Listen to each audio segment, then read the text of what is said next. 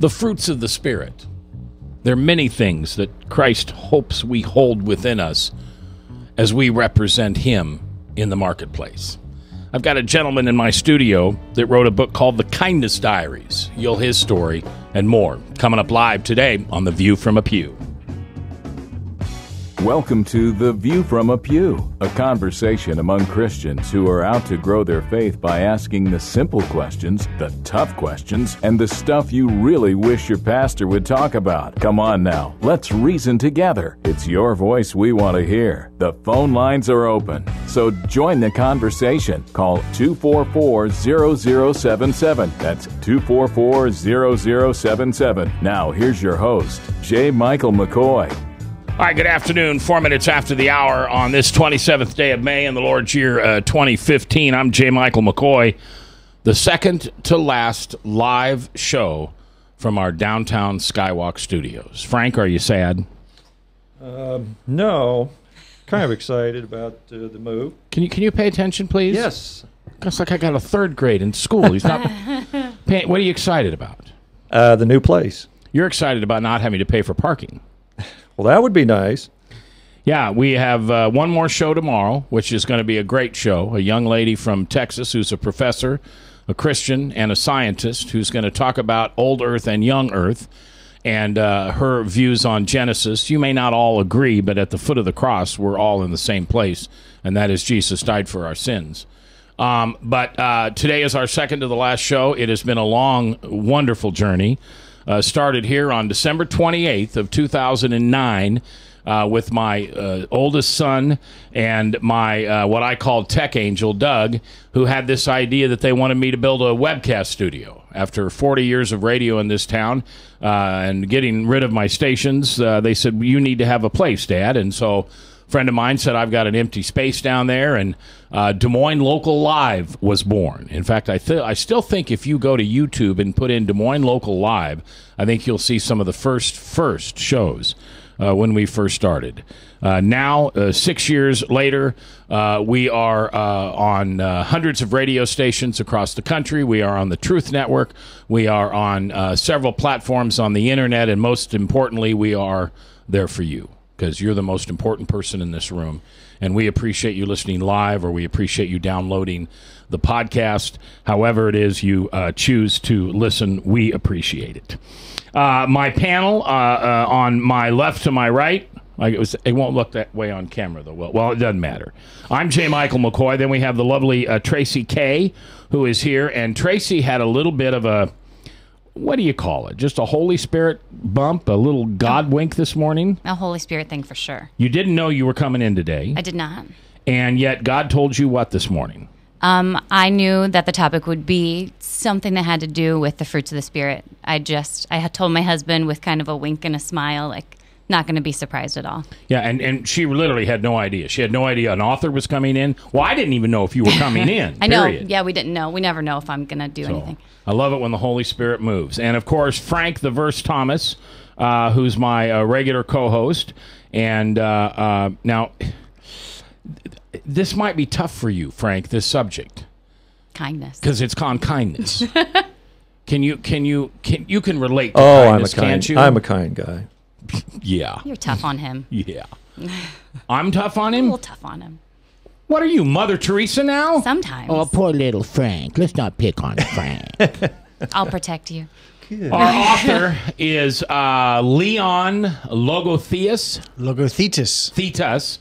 And Leon Logothetis. Can I just call you Leon? Yes. Oh, thank you.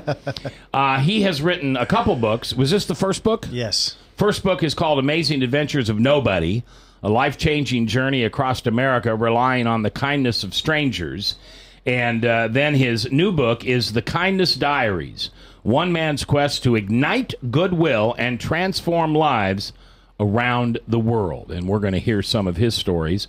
And as you might tell as he begins to talk, he is from eastern Iowa. We think around the Dubuque area, Quad Cities. Are we east enough? Very close. I think it's a little bit more east. A little more? Yeah. So maybe Illinois. Possibly. Possibly. Maybe Ohio. No, you're from London. I am indeed. And how long have you lived in London? All your life? Well, I don't live in London anymore. Now I live in LA, in Hollywood. Oh, so you left London for the big Hollywood. Indeed.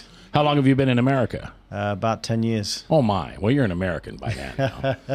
That's not what my passport says. Yeah, I have a friend of mine who's a soccer coach. Oh, cool. And he's from London. And he's always trying to explain cricket to me. It's like baseball. Well, I said there's a glove and a bat. And no, it's not called that. It's called a mallet? It's called cricket bat. Cricket bat. And it's called a glove. Yeah. Okay. Same thing. So I wish Maddie was here because I'm sure you two blokes would get along just fine. He's in my Bible studies. So tell me a little bit about your background. You were born and raised in London. Sure. I used to be a broker. A stockbroker in the city of London. Stockbroker. Yeah. And I found myself to be pretty disconnected from life, depressed, no real sense of purpose. And I ended up watching the movie The Motorcycle Diaries. Oh, yeah. Which was a romanticized version of Che Guevara traveling around South America, relying on kindness. And I decided that I was going to quit my job and I was going to travel around the world relying on kindness. And that's pretty much the short version of what happened. Now, were you married or had children at the time? No, I had no children and I was not married. All right, so you had the freedom to get up and go. I did. What'd your mom and dad think about that? At first, they thought that possibly there was a screw loose somewhere in my mind. Yeah, I can understand. But slowly, they realized that was my passion and that was what I wanted to do, and that living behind a desk wasn't for me, and they accepted it. Now, how many years had you done the behind-the-desk thing? I'd done it for like 5 years. Okay, so you had enough experience to know that's not what you wanted to do. Absolutely. Now, why America? I mean, why didn't you do this in Europe? It'd be a lot cheaper. Probably would. Well, basically, with the Kindness Diaries, I started in Los Angeles, and I drove all the way around the world back to Los Angeles. So I started in America, but I didn't just stay in America. Okay. I did it all over the world. And did you always have the same yellow motorcycle with a sidecar? No, I purchased that after realizing that my passion wasn't to be sitting behind a desk. And for some reason, I decided that yellow, because it's the universal color of happiness, that yellow was the color of my motorbike. And kind of that's how it ended up being. You know, Frank, I really think you should wear yellow more often. I mean, it's the universal color of happiness. Universal color. And you're such a happy, kind guy, Yes. according to Tracy. That's true. Yeah, how well do you know? You don't know him very well at all, do you? Well, maybe that's why I still think he's so nice and happy. See, that's it. He's faked you out. When you get to know the real Frank, you'll realize. All right, he's my partner, and I love him, and I just give him a bad time. I can see that. If he had his way, he'd throw meatloaf at me. So, talk to me about some of the cool people that you met and some of the things that happened. And now, are you a spiritual man? Yes, I am a spiritual man. Okay, so when you can, tie it into some type of spiritual connection you had in this. Sure. I mean, look, ultimately, I didn't really realize I was a man of faith until I did this journey. I don't consider myself to be a religious man. No, me neither. But I do consider myself to be a man of faith and a man who has gone through a lot, and in order to get to that place has experienced many highs and many lows. So basically, one of the greatest moments that I had on this journey was when I was... Now, I want you to save the best for last. Okay. Okay. Do you really want me to save the best for last?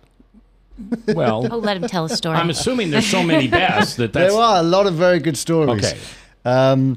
I will. One of the ones I'd really like to share is I met a homeless chap in Pittsburgh. And in Pittsburgh, I was trying to find a place to stay, and I couldn't. People weren't willing to help, which is okay. I understand. There's no expectation. Why would you help me? In the sense that, I'm an Englishman driving a crazy yellow motorbike around the world, and you're busy. You've got things to do with your life. So I ended up chatting with this guy, and I didn't know he was homeless. And I asked him whether I could live in his house, because I had no money, no food, no place to stay, and basically I wasn't allowed to receive money. It was But he's homeless. Yes, but at that moment I didn't know he was homeless. Oh, okay. So, and I couldn't accept money, just acts of kindness. And I ended up asking him... No, wait, hold on, back up. Bring that baby back into the dock. Who said you can't accept money? those were the rules that I made for myself. You made those rules. Yes. Okay, I'm with your parents. The screw's loose. Why wouldn't you accept? Because that's the whole deal. That no money, just kindness. It's easier if someone just gives you $20 as opposed to if someone walks with you to a restaurant, sits down with you, connects with you, and eats with you. And then pays for the meal. Yes. It's the relationship, right? Yes, exactly. It's the relationship. connection. It's all about human connection. Oh, yeah. Yeah, as a girl, you'd understand that. I get that. Okay. I get that. All right, Yeah. go ahead. So I ended up asking this chap if I could stay in his house, and he said to me, "I'm really sorry, I'm homeless." And in that moment, I felt a lot of shame because I'm doing a social experiment, and this guy's truly homeless. But he ended up saying to me I could stay with him that night. I ended up sleeping on the streets of Pittsburgh with him. He ended up protecting me. He ended up feeding me and giving me some clothes. And he ended up teaching me that true wealth is not in our wallets, but it is in our hearts. And a man with nothing gave me everything. You know, I've had the opportunity to travel the world, and I've met many penniless millionaires. Yet this chap was one of the richest people I'd ever met. And part of the Do you remember his name? Tony. Tony. Yeah, and part of the journey was that I would give back to unsuspecting Good Samaritans. So they wouldn't know when they were kind to me that ultimately they could receive something. And Tony was one of the people that I felt really connected to, and I felt like I could be of service to him. So the next morning I was honored to be able to take him for a ride in my motorbike. And I sent him back to school. He's now learning how to become a chef. And I put him up in an apartment. And I still talk to him. I talked to him yesterday. So he knows it's you. Nah, what do you mean? He knows you're the one that sent him to school and gave him the apartment. Yes, okay. but after he had given the Right. act of kindness. Yeah. And he sometimes calls me, says, "Leon, you changed my life." But I'm like, no, Tony, you changed my life, because he opened up my heart to such a degree. Had you asked me if I was a spiritual person prior to this journey, I may very well have said no. But when I met all these interesting people who opened their hearts to me, it's impossible not to kind of be changed. All right. That's Tony from Pittsburgh. Tony from Pittsburgh. And you said you talked to him yesterday. Yeah. So obviously he's no longer homeless. You gave him an apartment. He's not homeless. He's going to school to be a chef. That was his passion. Yes. And who is this guy? I mean, why did he find himself homeless in Pittsburgh? He'd been homeless for a couple of years. He used to live in LA, and he ended up, losing his relationship with his wife. Okay. And he just kind of fell down through the cracks. And it's interesting how sometimes we walk past homeless people and we don't see them and we disregard them. Yet it doesn't take much in this day and age for us to end up there. And the power of being seen is what really enabled Tony to live his dreams. And I saw him and he saw me. What drew you to Tony? Well, the first thing that drew me to Tony was that I had asked lots of people to stay with them, and a lot of people had said no. So, I ended up meeting someone and he said yes. But it was his heart. It was his connectivity, the fact that we were connected. And that was the power. It wasn't necessarily that was it. It was just human connection.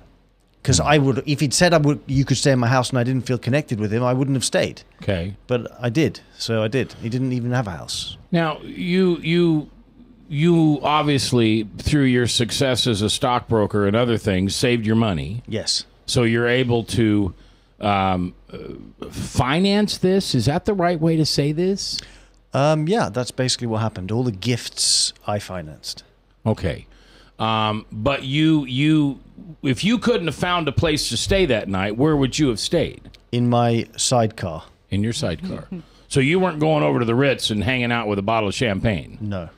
All right. I want to introduce you once again to Leon Logothetis. Logothetis. Shoot. We can just stick with Leon. Should I just stick? You can do that. Say the last name. Logothetis. Yeah, Yes. he can say the last name. All right.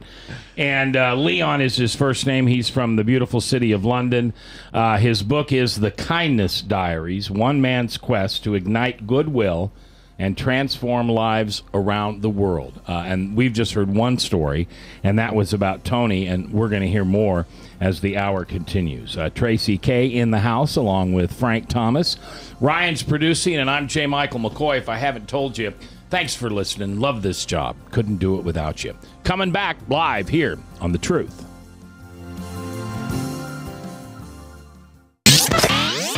From the RE/MAX Real Estate Concept Studios, this is Webcast One Live.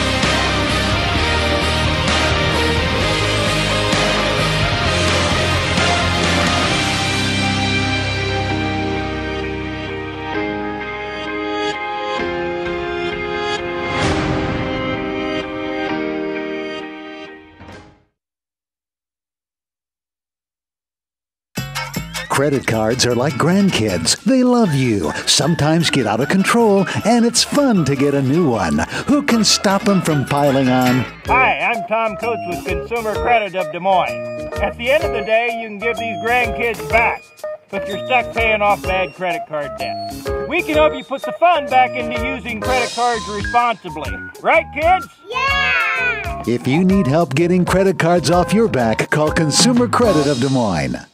Hey, psst. Let me let you in on a little secret. You ready? Always try to do business with people, not places. Especially if you seek honest Christian business people. And when it comes to my car, I really need to trust who's working on it. Now, my family is so blessed. A few years ago, we found a family-owned automobile repair shop that operates as a Christian business also. Open, honest, reliable, trustworthy. It's AMCO on Hickman Road in front of Kmart. And it's a family-owned Christian operating business. This family treats your car as if it was their car. Everything from oil changes to transmission repair and everything in between. So the next time you feel the need to be at peace with your choice of who you can trust with your car, give AMCO on Hickman a chance to serve you. And tell them Max sent you.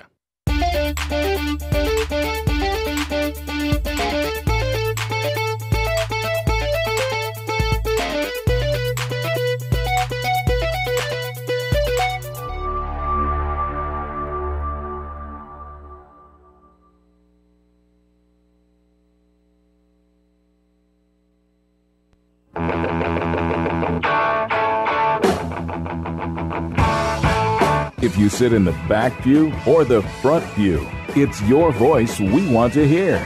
The phone lines are open, so call 244-0077. Now, here's J. Michael McCoy. Welcome back. 21 minutes after the hour, 27th day of May, Lord's year 2015. I'm J. Michael McCoy. Coming up at 3 o'clock, we'll have Salem Radio Network News, and then the Steve Dace taking you home an afternoon drive once again here live in the Des Moines metropolitan area. J. Michael McCoy, along with Frank Thomas, Tracy Kay, and Ryan producing. Frank, you got a question for our guest who is let me say his name, Leon. Logothetis. Thank you. He's from London, and he's written an incredible book about his own journey. So are you of kind of the mind that what goes around in life comes around, and when you give out good deeds, you receive good deeds back? Yeah, to a certain degree, but I don't go out and give things in order to receive something in return. I always struggled with writing this book to a certain degree because I'm sharing with people the good things that I did. And sometimes that's can be misconstrued as egoic. Well, let me refine my question a little bit more. You know, I have a daughter, and say you help a gal with a broken down car alongside the road. You hope someday that instead of the serial killer coming across her, some other person comes across. Your act of kindness will spawn another act of kindness. Absolutely. Absolutely. Like when you do something good for someone, ultimately it affects them inside. And the hope is that they then take that act of kindness and give it to someone else. His book, by the way, Leon's book is The Kindness Diaries. And he was just telling us about one young man in Pittsburgh named Tony, who he went up to on the street and said, "Can I stay at your house tonight?" And Tony said, "Sure, but I'm homeless." And you spent the night being homeless with him. And he obviously was quite a character that you fell in love with. And now you're helping him go to school, follow his passion of getting a culinary degree. And he's no longer homeless because you put him up in an apartment. I want to hear more stories. Just tell me about some of the other people that just, man, made such a difference in your life. Sure.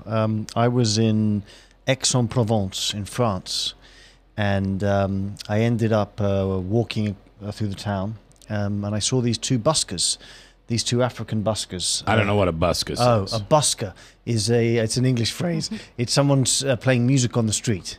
Okay. What's street that called? musician. A street musician. Okay. It's better than a busker. Right. And they were playing music on the street, and it was a really, really powerful music. And music touches my soul, as I'm sure it touches many of our souls. And I ended up going up and talking to them, and they had been playing on the streets for like 20 years. They were from the African country of Benin, and they ended up putting me up for the night. They fed me, and I kind of asked them, without letting them know about the gifts, what it was that they needed in order to really take their career to the next level. And they were like, a music video. So the next morning, after I'd spent the night in their house, I sat them down, and I was so inspired by their passion that I offered to create a music video for them. And you can actually, if you read the book at the end, you'll see that there's a link to their music video, which they created. So it's just it was such a beautiful thing, because I know music touches a lot of people's lives, and they touched my life in a really powerful way. Okay, I want you to find that music video so we can play it. Just, show me where it is on that book, and then Ryan will be able to find it. Is it on YouTube? Yep. Oh, that makes it easy. easy. It's not on YouTube. It's they have their own little site which I created for them.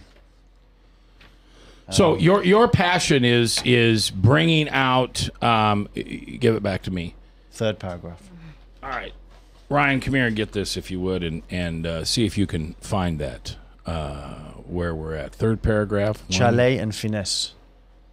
Right there it is. See if you can find the video. All right, thanks. Good, Ryan. He's a great producer.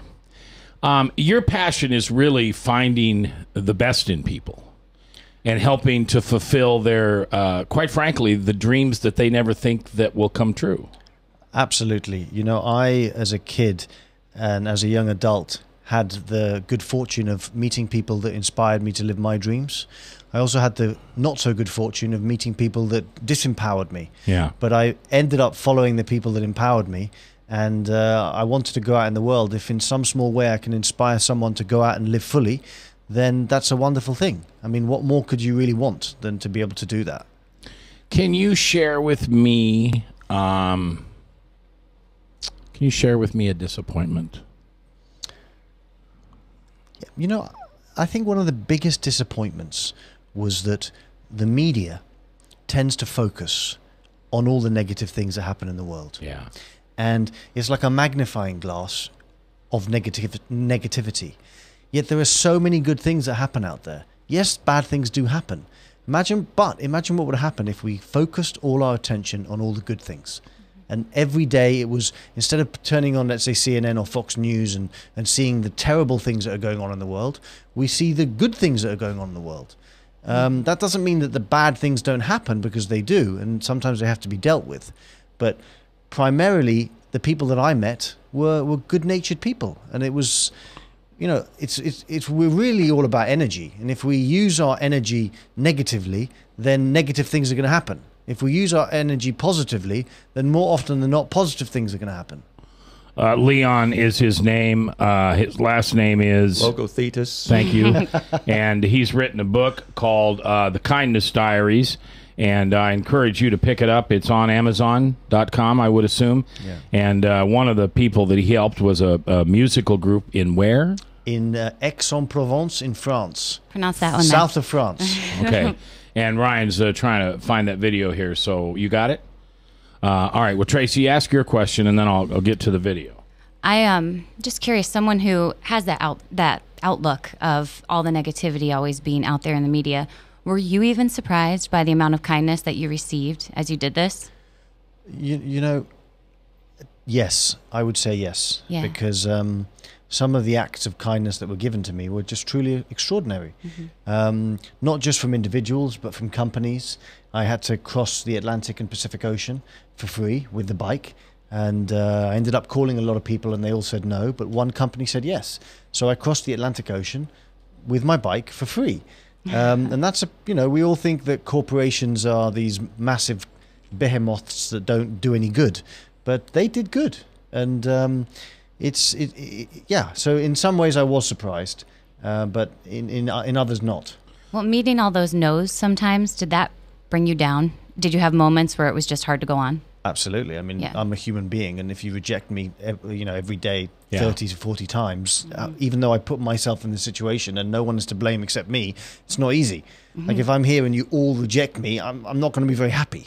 So, but you end up meeting that one person, and that one person gives you the human connection that we all crave. See, Frank, when everybody rejects you, there'll be somebody out there that'll love you, just like your mother does. That's true. And they'll accept you, and then you'll feel good. That's why I'm here, see? But Scripture also tells us to be kind to the strangers because we don't know sometimes we're entertaining angels. Right, or Christ himself. Leon is our guest. All right, so this is part of a music video, and these were street musicians, just guys playing on the street. You said they'd been doing that 20 years, Yep. And their dream was to create a music video, and you helped make that happen. Yes. And what's the name of the band? They don't have a band. They just go by their names. Okay. Chalet and Finesse. All right, Charlie and Charlie. Well, and Finesse. Chilean. Well, Chilean. Oh, it's not Charlie. No, Chilean. Chalet. Charlie. Chalet. Chalet. And Finesse. And Finesse. Exactly. All right, let's watch a little bit of the video, and if you're listening on the radio, you'll be able to hear the music.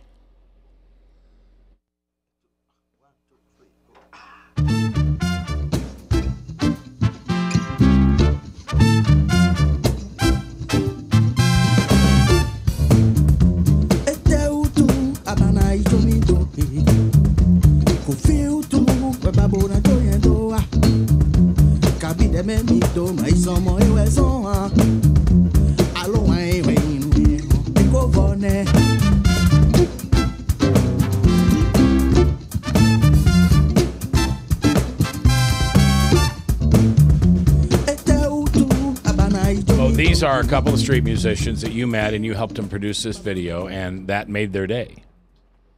I hope it did. Yeah, it made your day, didn't it? It certainly did. All right. I want somebody else. Keep telling me. Keep telling me the stories. And all these stories are in the book, right? They are all in the book. Okay. Well, look, I couldn't give gifts to everyone. So I ended up giving, I think it was like 14 or 15 gifts. So there were some people that helped me that I couldn't give a gift to. I remember I was in Nebraska, which is very empty. I was driving for quite some time without seeing anyone. Yeah. And I ended up... I'm from Nebraska, so I can resemble that remark. And I ended up meeting this family, a family of farmers. And they put me out for the night. They taught me how to become a cowboy. I wasn't a very good one. Mm-hmm. And they were just very loving. They were very grounded, very connected. Those Nebraska people. Yeah. They're just like awesome. the Iowans, to be honest with you. Yeah. Truly. I've found there's a similarity. Oh, yeah. And they were just truly lovely people. And like I said, I didn't end up giving them anything. But they gave so much to me in the sense that they gave me of their time, they gave me of their love, they gave me of their kindness. And it was just... I didn't feel like I could give them anything. I felt like they had what they wanted. I could have been wrong, of course, but with Tony it was clear. But with these guys, it was just such a wonderful experience to be around them. They had what you felt they already needed. I felt that. Like I said, I could have been wrong. Frank? This motorcycle you was riding, did you have any mechanical problems with it across the world, United States? That yellow motorbike, I have a love-hate relationship with it. It is, first of all, it's called Kindness 1. Kindness One. Yeah, Okay. sort of like Air Force One, but a little bit yellower. And when I first purchased it, it broke down after 3 minutes. Literally, I gave the cashier's check to the guy and it broke down. He came out and fixed it, but it was a bit late because I'd already paid for it. Then it broke down again on my way back to LA. I had to pay $450 for it to be fixed. Again, this was before I had money, before I didn't have money. But yes, it kept breaking down. But I bought the bike specifically because it was easy to fix. There was no electronics. You could pretty much have any mechanic fix it. I had done a little bit of a mechanic course, so I knew how to fix it a little bit. There were certain moments that I didn't know how to fix, and other people helped. I remember specifically in India, there was a problem with the filtration system. There was no way I would know how to fix it. I didn't even know there was a problem with the filtration system. So how many tires did you go through? Oh, God, quite a few tires. There's a picture on your front of the book which shows you in the water. Yes. With, looks like an African-American. Well, that's not what they're called. What? It was an Indian fellow. Indian fella. Yes. The dot, not the feather. The dot, yes. Yeah. And what are you two doing there? Looks like you're in a very dirty river. We're in the Ganges. Oh. Which is very dirty, but very holy for the Hindus. And basically I met this chap and he's doing a prayer. We were doing a Hindu prayer in the Ganges. I'm not entirely sure what the prayer was, but basically he did it and I just repeated it. Okay. But and what did that prayer give you? What did you feel after that prayer? I mean, look, I felt connected to the guy. And, okay. Even though the Ganges isn't a holy river for me, if you're in one of the holiest rivers of the world, you feel something. You feel connected. You feel connected to Mother Earth. You feel connected to the person who's doing the prayer with you. All right, Tony is our guest. No, Tony's not. I'm sorry. Leon's our guest. Tony's someone he helped from Pittsburgh. The book is called The Kindness Diaries. You can get it on Amazon.com. More stories about his kindness and his ventures next live.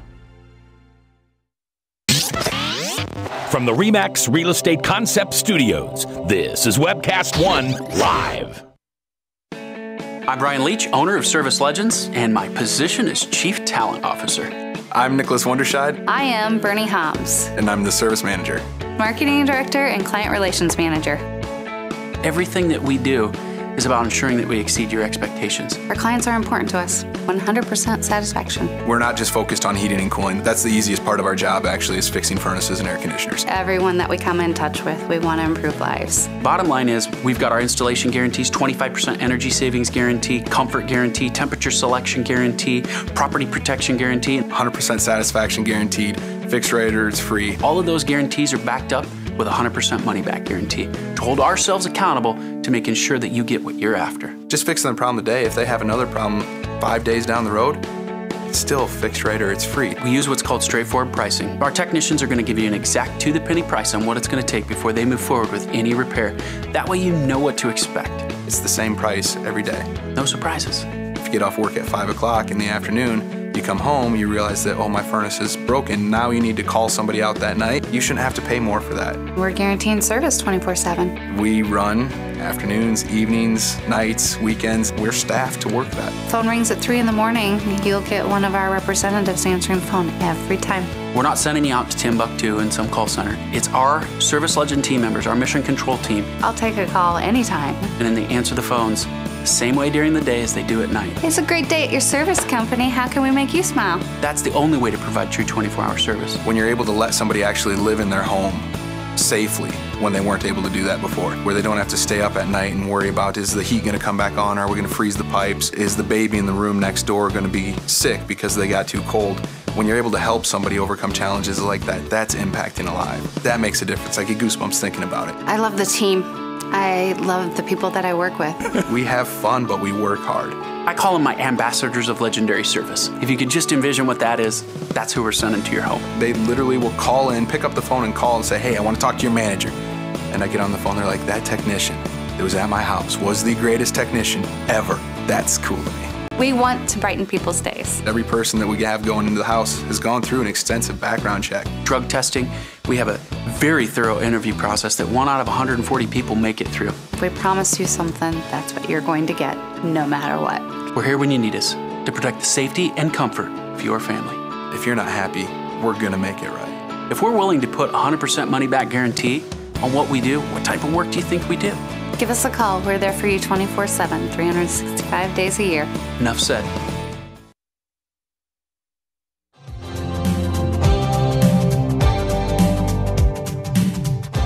If you sit in the back pew or the front pew, it's your voice we want to hear.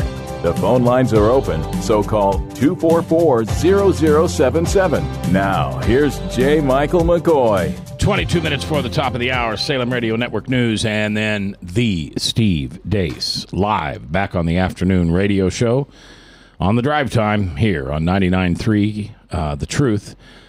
We are in the process of upgrading the signal, as you've been hearing for some weeks. I probably told you too early. I'll be honest with you. I probably shouldn't have told you so early. Once we knew the FCC approved it, I wanted to share it with everybody. And the process of the mechanics of it, the electronics of it, the engineering of it, I didn't fail to remember what had to be done because I've done it before, but I failed to remember the length of time. So sometime here in the next 30 days or so, and we always said sometime by the 4th of July, and we'll beat that date. You're going to be able to hear this signal throughout central Iowa.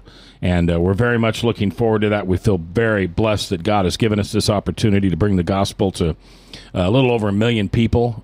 That's how many people will be potential listeners in our area, and we really appreciate that. We will be down on live programming Friday, Monday, and maybe Tuesday as we are physically moving the studios into Merle Hay Mall this weekend. We're physically moving the transmitter and the tower, or not the tower, the transmitter and the antenna and all that stuff into Merle Hay Mall this weekend. So you'll miss Frank and I, or maybe you won't miss Frank and I. You'll probably miss Frank, but you won't miss me. Friday, I don't know whether we'll be playing a best of. Ryan, do you know? We'll be playing a best of. Oh, so I probably just should have shut up. We'll be here. We just won't be here. We'll be here in spirit. Yeah. We'll be here in voice. Yes. Yeah. And Monday's the same way. And then we should be back on live Tuesday or Wednesday. And then the big upgrade sometime in later in June. I'm J. Michael McCoy. Frank is here. Ryan is here. Tracy is here. Our guest is, I'm going to say the last name right, Leon Logothetis. Yes. Yeah. All right. He's from London. He wrote a book called The Kindness Diaries. He traveled the world sharing things with people, asking people to help him, but he could not receive money. Your rule. Where'd you come up with that silly rule? I came up with the rule because I thought to myself that giving someone money is easy, but spending time with someone and connecting with someone is not so easy. Okay. So if you were to give me money, then where's the connection? There isn't any, really. But if you were to come and have lunch with me and connect with me and hear my story and I get to hear your story, that's powerful. Yeah. All right. Tracy, you had a question? I was just wondering, when you started this social experiment, if you had in mind that you were going to write a book, or if this was just something you wanted to experience and see where it took you. Look, I hoped that I would write a book, but whilst I was on the journey, I had no idea if a book would happen. But obviously, one of my aims in life is to share my story and hopefully to inspire some people. The best way to do that is through a book. Did you journal? I journaled for the first 9 days. And then I was like, I can't Wow. be bothered to journal anymore. Yeah. And I stopped. What was the most discouraging thing that happened to you? I mean, what's the closest you came to quitting? I guess that's the right answer. Look, I think the closest I came to quitting was in Vietnam. I had crossed the Vietnamese border, and they wouldn't give me my bike. They said that there was some archaic law in Vietnam that bikes were not allowed in the country unless you could carry them into the country. And I was like, well, there's not much hope of that happening. It took 8-9 days to get the bike out. They kept on telling me, sorry, send it back to Cambodia. And in the end, I went to the American Embassy, and the American Embassy helped. And I went to the American Embassy because I knew that the Americans, there's a spirit of generosity in the American people. And I wasn't so sure that that would happen with the British Embassy. Yeah, and you probably couldn't go to both. I couldn't. Well, actually, if the Americans hadn't helped, I would have gone to the English. I would have just kept on going down the road. To get it figured out. To figure it out. And ultimately, you have to read the book to see whether it worked. But Happy moments when you got Kindness 1 back? Very. Frank? What kind of fuel range did you get on this motorcycle? Oh, you got to be kidding me. You're asking in miles per gallon? No, it's an excellent question. No, fuel range. It's an excellent question because ultimately I had to get gas all the time. So unlike a car where it's like 350 or 400 miles, this was basically about 130, 140 miles. Right. That was including the reserve. So was you carrying spare fuel in your sidecar? Sometimes they gave me fuel. Like, for example, in the morning, they'd give me gas and they'd give me spare fuel. So you couldn't buy fuel? No. He had no money. Well, the question is, how many times did you run out? I ran out multiple times. I remember I ran out in Montenegro in a field. Not in a field. I didn't drive the bike into a field. Just next to a field, and a farmer came to help me. I would run out often because the reserve was not necessarily, because it's an old bike, it's like 1978, so the reserve wasn't necessarily always accurate. Right. So there were times when I ran out. I mean, there were times where bad things happened. Did you have a smartphone with you? No. Oh my goodness, really? I don't even have a smartphone here. This is my phone. So you make my phone look so fancy. Was there any radio or iPod, any kind of entertainment along the way, or just scenery? Yeah, I had my computer so that I could blog. So whenever I came to a place where there was internet, I would use the computer.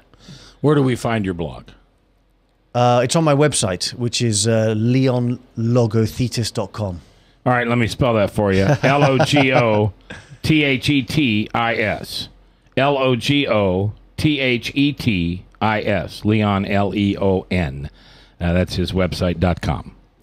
All right, so tell me about somebody else you met. Somebody cool. So a lot of the people that I met were kind of people that didn't have much. But I also met people that did have a lot. And I ended up meeting, I was in Torino in Italy. And Oh, sure, Torino. I hung around there a few weeks. That's a fun place. Gal by the name of Maggie worked at the little wine shop on the corner. I met her. Maggie, she gave what me a some great free gal. wine. Yeah, yeah. So anyway, I was in Torino and I met some random chap on the street, and he ended up calling his friend and said, I've met this guy, do you mind if he comes and stays with you? And I'm like, yeah. He's like, okay. So I ended up trying to get there, got completely lost, and we talk about faith here. And I was on a little country road, totally lost, and I saw a car coming towards me, and I thought to myself, look, either this guy's going to run me over or he's going to help me. So I stopped him, I waved at him, and all I knew was the guy's name, because this little map that I had to get to his house was pathetic. And I said to him, Filippo. And he looks at me and he goes, yeah, I know Filippo. And I'm like, hold on. Awesome. I'm in the middle of a field. Literally, I wasn't a field that time. I'm in the middle of a field in the middle of Italy, and I've randomly been stopped this guy, and he knows the guy I'm going to. So anyway, to cut a long story short, I ended up staying with this guy in basically a castle. He fed me lots of pasta. And I really connected with him. So it wasn't just about people who didn't have anything that gave me something. It was about all walks of life. What's the gift you gave Filippo? Your company. I didn't give him a gift in the sense that I didn't send him. He had basically what I thought he needed, so I didn't need to give him anything. I couldn't help everyone. I mean, I was on the road for nearly 6 months. If I was going to help everyone that helped me, I would be totally bankrupt. Yeah. So I guess the gift I gave him, I mean, he gave me the gift of listening to me. Yeah. He gave me the gift of putting me in his house. And I'd like to think that I gave the gift of seeing him, of listening to him, of friendship, this kind of stuff. Not non-materialistic.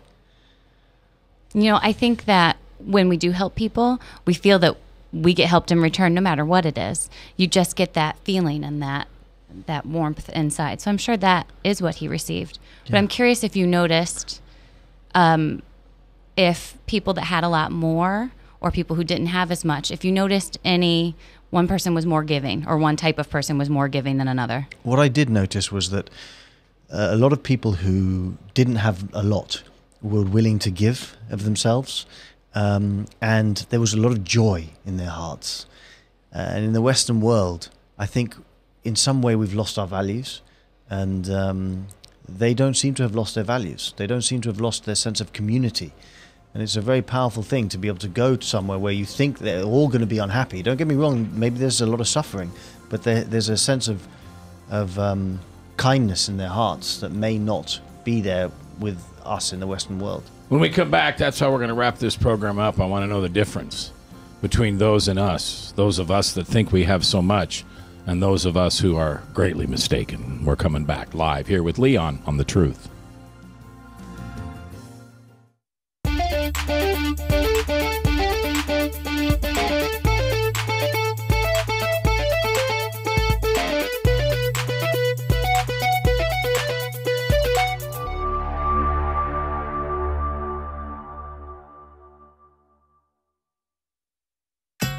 Credit cards are like grandkids. They love you, sometimes get out of control, and it's fun to get a new one. Who can stop them from piling on? Hi, I'm Tom Coates with Consumer Credit of Des Moines.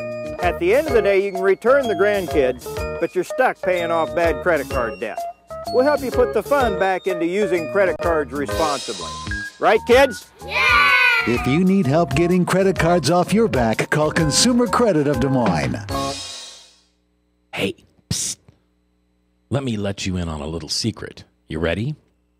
Always try to do business with people, not places.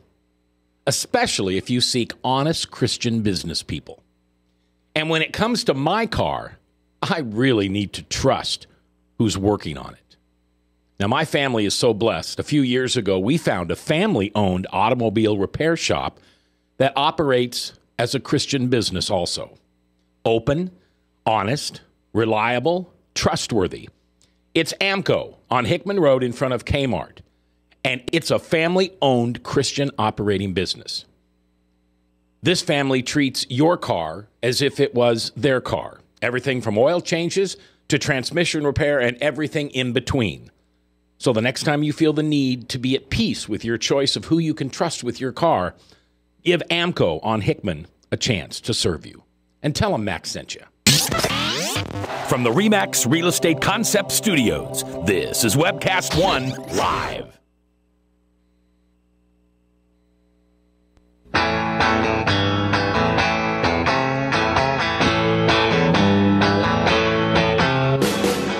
If you sit in the back pew or the front pew, it's your voice we want to hear. The phone lines are open, so call 244-0077. Now, here's J. Michael McCoy. All right, 10 before the top, Salem Radio Network News at 3, and then the Steve Deace live back in Afternoon Drive only on The Truth, 99.3 KTIA, Iowa. If you'd like to meet Leon for yourself, he'll be at Beaverdale Books tonight at 6 p.m., and you'll have copies of the books there. Absolutely. People can buy them, and you'll be glad to autograph them. And what you have on here, cystic fibrosis. Here, jump into the mic there and tell me what is. Are you raising money for that? I am. One of my friends, and we've been friends on Facebook for a couple of years. So I contacted her about Leon coming to the area, and so her daughter has cystic fibrosis. Okay. So it's for their organization. Okay, good. All right, thank you. You'll like Beaverdale Books. It's a cool little bookstore. Cool. And you can meet Leon there. Any questions from you guys? Did you have to have a passport to do all this? And did you have any more hair-raising experiences that come close to death? It's an excellent question. First of all, yes, you need to have a passport. And also, you need to have visas. So that was something I had to pay for. So prior to going, I paid for all the visas. The bike also had to have a passport. So I paid for that. And near-death experiences, I didn't really have any near-death experiences, but for example, I was in Patna in India, and 5 days after I left, there was a bomb that killed 8 people in the area where I'd been. Another thing, there was a major typhoon that killed literally hundreds of people that I kept outrunning. So there were a lot of things that happened that you could call near-death experiences, but they weren't that near to be able to call. Was you on any of these quote-unquote mountainous roads that were great falls over the side if you would have fell? Yeah, I mean, look, driving in India is madness. Literally, you can be on the freeway driving one direction and a car is coming at you. It's just crazy. There were times I crashed my bike into a wall, which didn't go down so well with the owner of the wall. But luckily, I didn't suffer any damage. There were times I was on the road and nearly got run over by a cow. I mean, literally, things like this did happen. But I never, in the moment, never thought to myself, okay, I'm going to die. I never had that moment. I got close to it, like, oh, I could have died. Yeah. Besides Tony, the young man who was homeless and let you stay in his homelessness with you, and his name is Tony from Pittsburgh. You helped him to go to culinary school, which he's going to now, and you also got him an apartment. Who else did you, at least in their eyes, you made a huge difference in their life? I was very fortunate when I was in Vietnam, after I got the bike out finally. I ended up meeting this lady over a bowl of noodles, and she took me to a doctor who gave free eyesight surgery to the poor Vietnamese rural farmers. And in America, it's basically cataract surgery. In America, you have cataracts, very easy to resolve.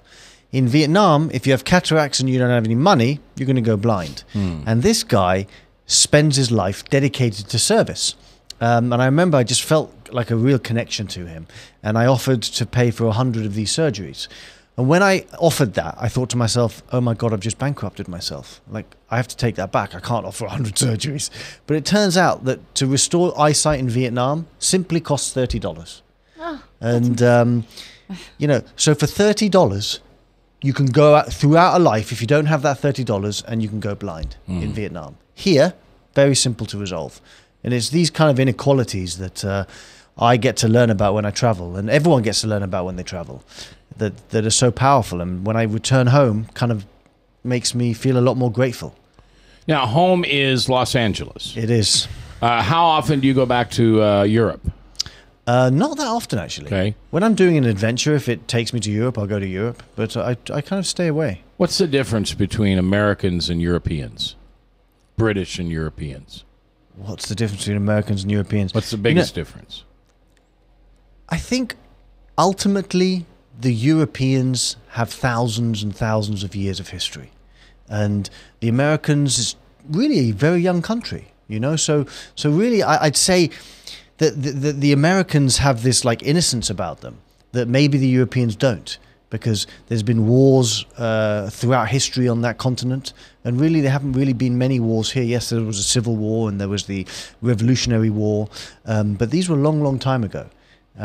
So I'd say there's a joie de vivre, an innocence about the Americans, the American people, not necessarily what happens with the projection of power of America, but internally there's this innocence, which is great.